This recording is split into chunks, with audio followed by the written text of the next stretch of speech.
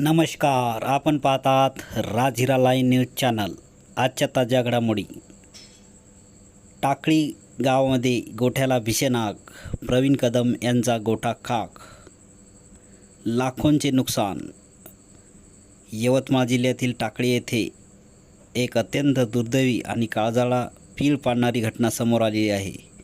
येथील कष्टकरी शेतकरी प्रवीण कदम यांच्या जनावरांच्या गोठ्याला भीषण आग लागल्याने त्यांचे लाखो रुपयांचे नुकसान झालेले आहे.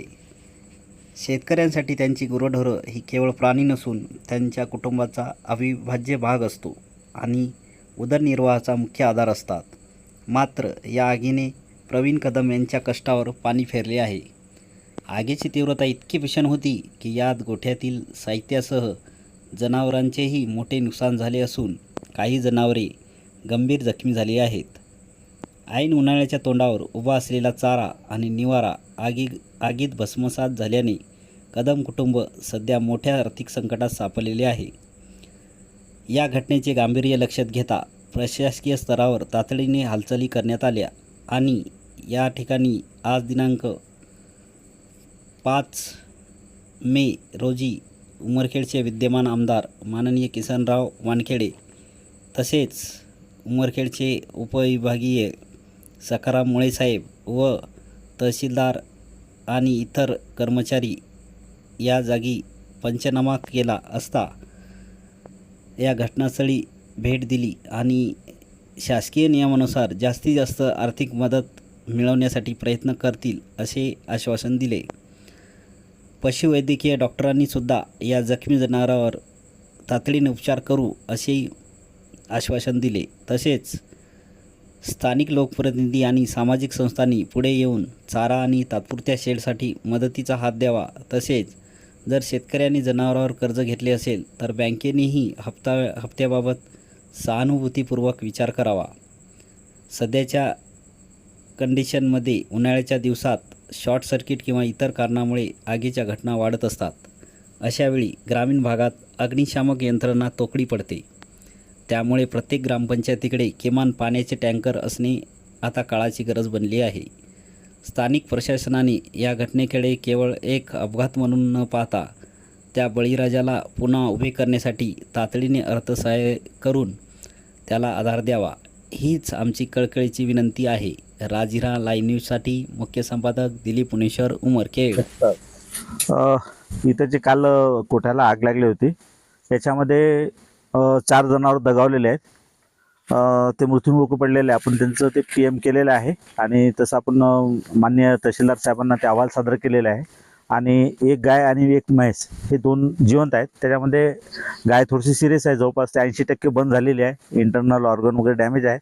आपण त्यांना मेडिकल जे काही प्रयत्न करायचे आहेत आपण सर्व प्रयत्न करतच आहोत, इलाज चालू आहे. आता म्हशीमध्ये हे ॲडव्हान्स प्रेग्नंट आहे. ही साधारणतः 1 महिन्यामध्ये जणणार होती, परंतु ती सुद्धा आता जवळपास 70 ते 80% ते बंद झालेली आहे. आपण बघू शकता. याच्यामध्ये आपल्याला जे काही उपचार करायचे आहेत आपण त्याला पूर्ण प्रयत्न करतच आहोत. परंतु उपचारासोबतच याला जे मॅनेजमेंट करायचं आहे तर ते खूप महत्त्वाचं आहे.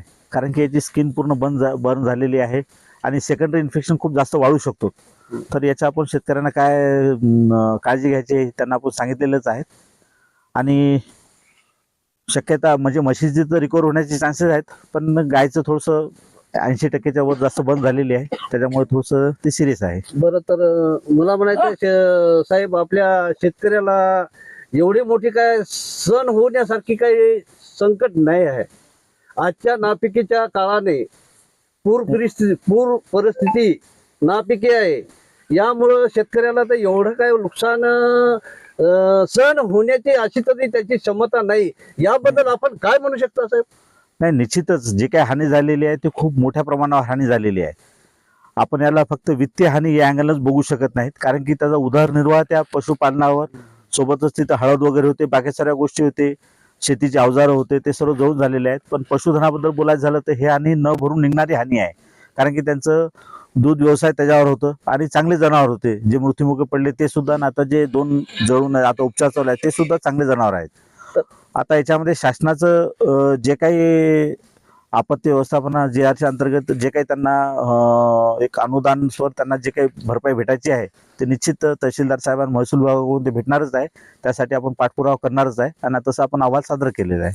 ठीक आहे साहेब, पण आपलं म्हणणं आहे की एवढ्याले मोठ्याले हानी हे सण न झाल्यामुळे आपण या शेतकऱ्यांना पाठपुरावा निश्चितच करू शकशाल का? बिलकुल निश्चित करू. एक सांगण्यासाठी थोडंसं एक आपण शेतकऱ्याला मदतसाठी सुद्धा एक आपलं जे नवीन योजना येणार आहे, मुख्यमंत्री उद्योजकता जो निर्माण करण्याची जी योजना आता नवीन येणार आहे ती साधारणतः 11.5 लाख रुपयाची योजना आहे.